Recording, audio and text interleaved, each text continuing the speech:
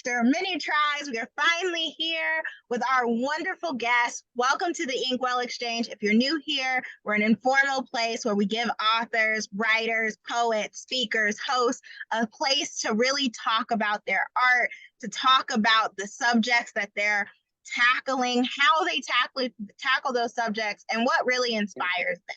So on that note, I'm going to turn it over to our wonderful guest, Miss Gem. I'm going to thank her so much for bearing with us through these technical difficulties and give her a chance to introduce herself.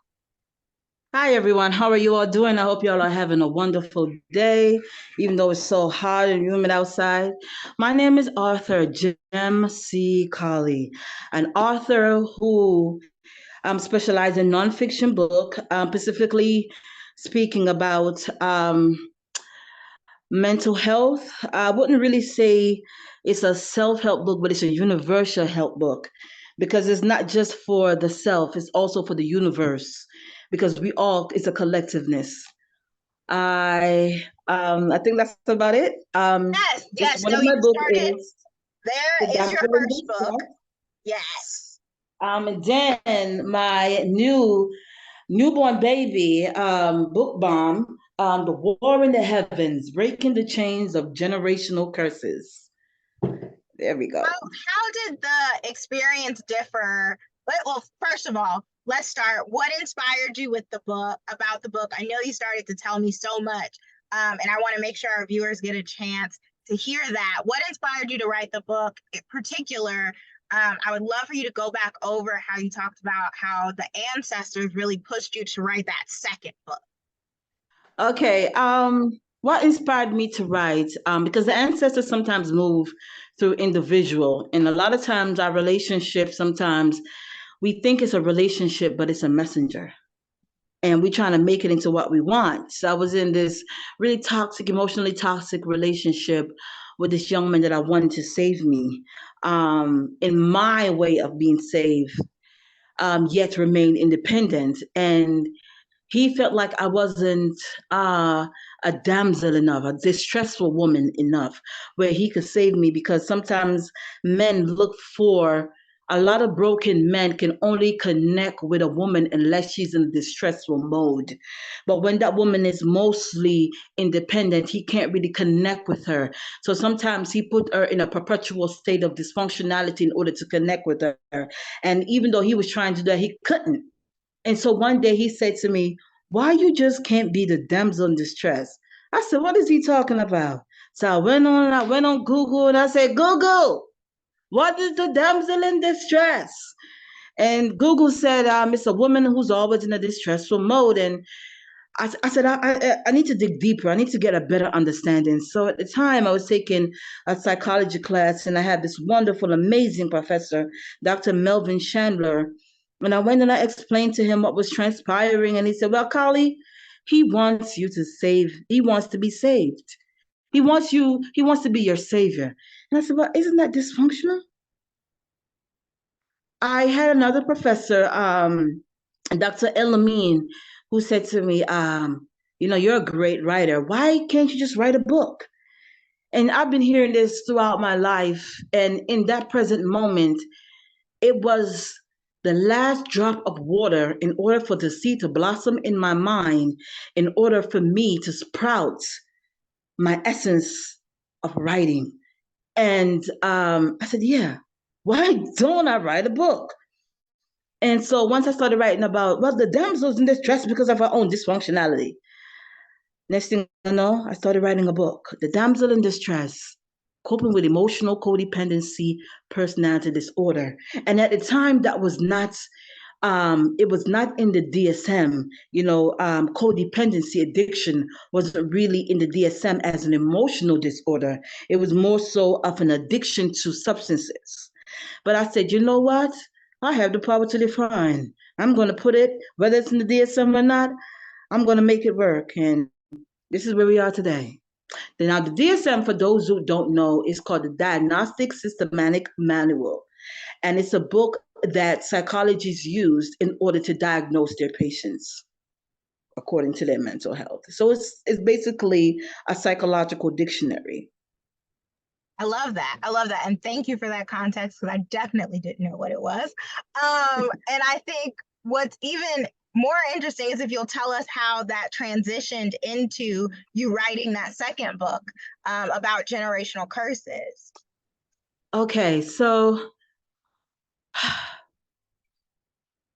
as I was completing what seemed to be a difficult and daunting experience of writing and publishing my first book, because once I published the first book, I really hated that book so much.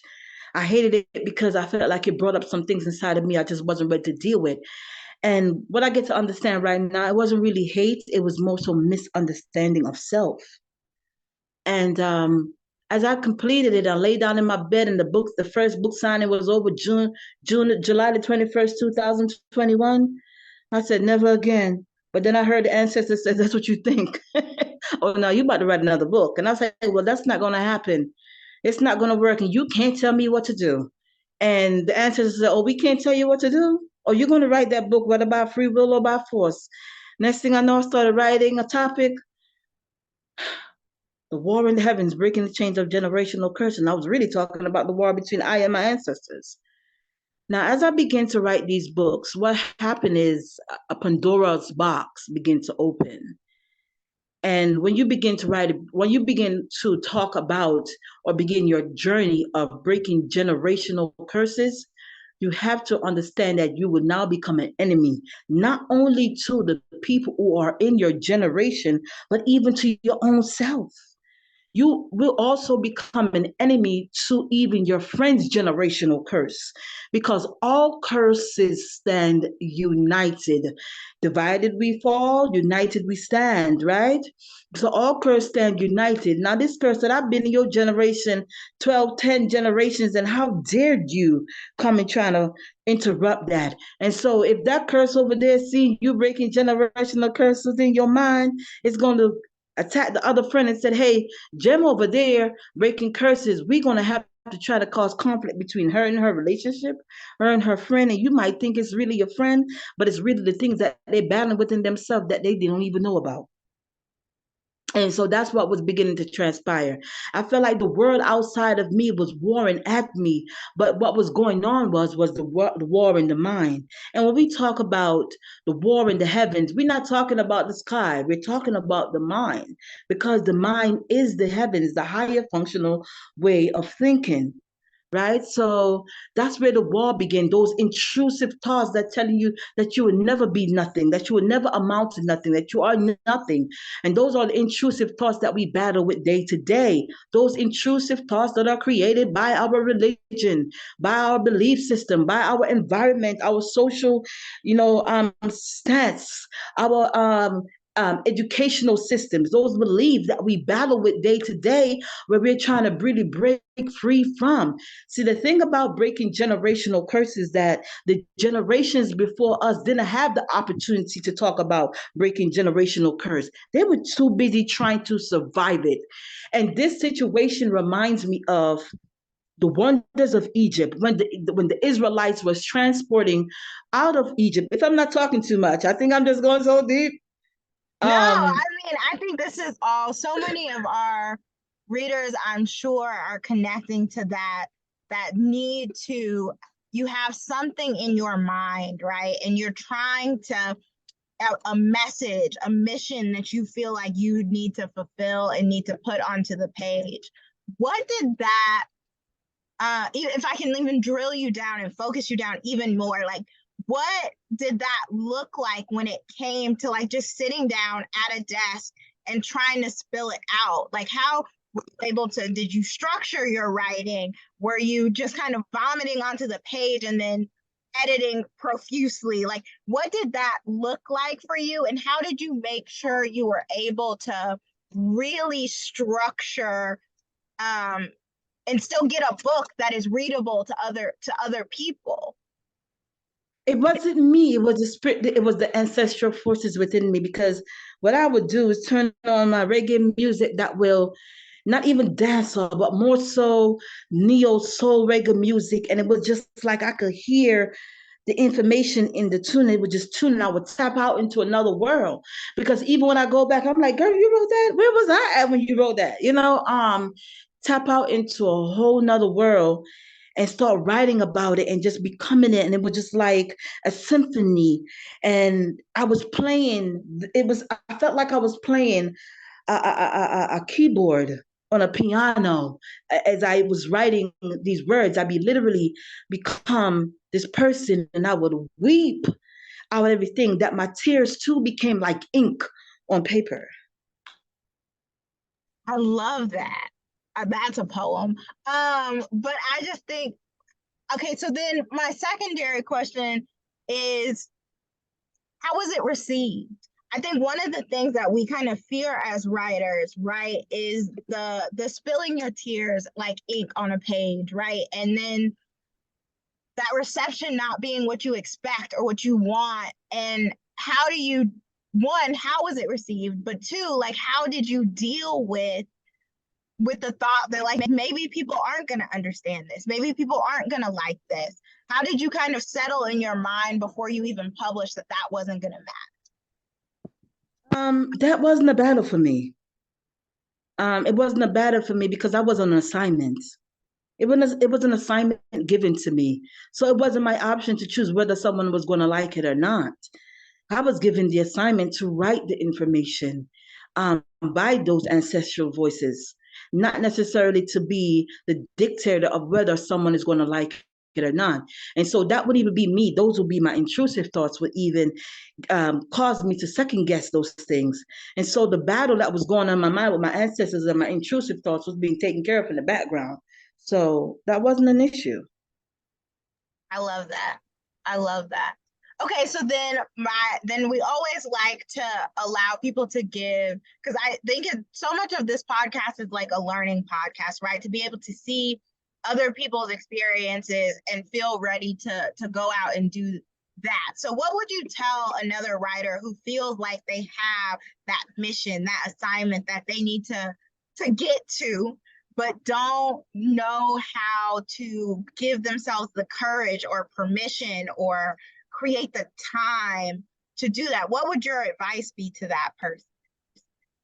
Well, if it comes naturally to you, whether you like it or not, it's not that you're not going to have the time. The time is going to be created, because that sometimes what will happen is we might feel like we're going through a mental breakdown, but it's really our passion pulsating on our mind, like you're going to do this. And so I would say if you are having it, you got to be able to listen to that part of you that is communicating or wanting to communicate with you, to express those words on paper, to be that word alchemist, to be able to express it. Don't worry about who is not going to like it. There's always someone for something. And it's not even what about you are going to like it or not. There's always an audience for everything that you do. I would say that much. I would say do your research. Be patient with yourself.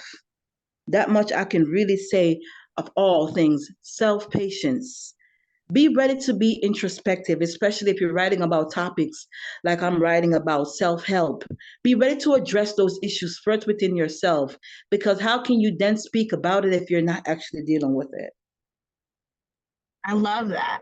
I love that. And I think sometimes the hardest things to write about are the things that speak to us or from our own experience. I think, particularly damsel in distress, I can think of a million poets who have talked about the toxicity, and a million writers who have now written and created toxic relationships that have main characters, because I am guilty of liking a book or two with those types of main characters that want to come and rescue you or want to be rescued.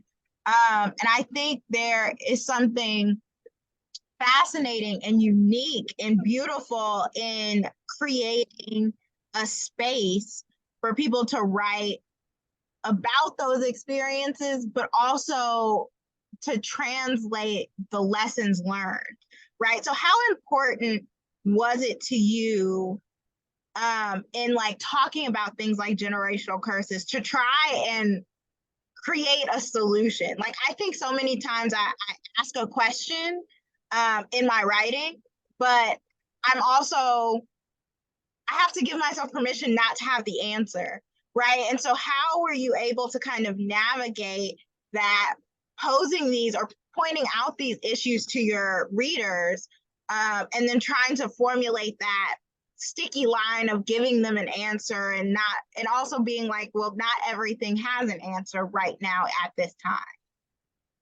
I don't think that everything doesn't have an answer at the time, because the thing about it is, how can I then write about it first if I don't first discover that answer? Because it's like writing a map. It's like drawing a map.